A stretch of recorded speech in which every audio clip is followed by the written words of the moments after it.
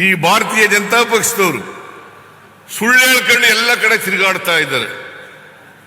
ಸುಳ್ಳು ಹೇಳ್ಕೊಂಡು ಒಂದ್ಸಾರಿ ಪ್ರಧಾನಮಂತ್ರಿಗಳೇ ಹೇಳಿದ್ರು, ಈ ಗ್ಯಾರಂಟಿ ಯೋಜನೆಗಳನ್ನ ಜಾರಿ ಮಾಡಕ್ಕಾಗಲ್ಲ, ಒಂದು ವೇಳೆ ಮಾಡಿದ್ರೆ ಕರ್ನಾಟಕ ರಾಜ್ಯ ದಿವಾಳಿ ಆಗ್ಬಿಡ್ತದೆ,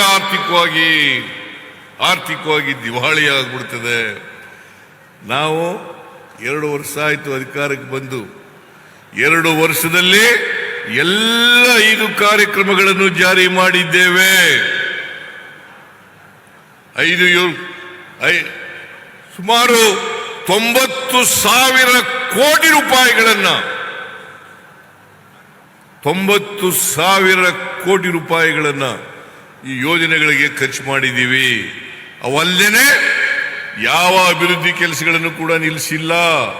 ನೀರಾವರಿ ಇರ್ಬೋದು, ರಸ್ತೆಗಳ ಕೆಲಸ ಇರ್ಬೋದು, ಸೇತುವೆಗಳ ನಿರ್ಮಾಣ ಮಾಡೋದಿರ್ಬೋದು, ಆಸ್ಪತ್ರೆಗಳನ್ನು ಕಟ್ತಕ್ಕಂಥದ್ದು ಇರ್ಬೋದು, ಅಥವಾ ಶಾಲೆಗಳನ್ನು ಕಟ್ತಕ್ಕಂಥ ಕಾರ್ಯಕ್ರಮ ಇರ್ಬೋದು, ಉದ್ಯೋಗ ಕೊಡ್ತಕ್ಕಂಥದ್ದು ಇರ್ಬೋದು, ಯಾವುದೇ ಕಾರ್ಯಕ್ರಮ ನಿಲ್ಲಿಸಿಲ್ಲ.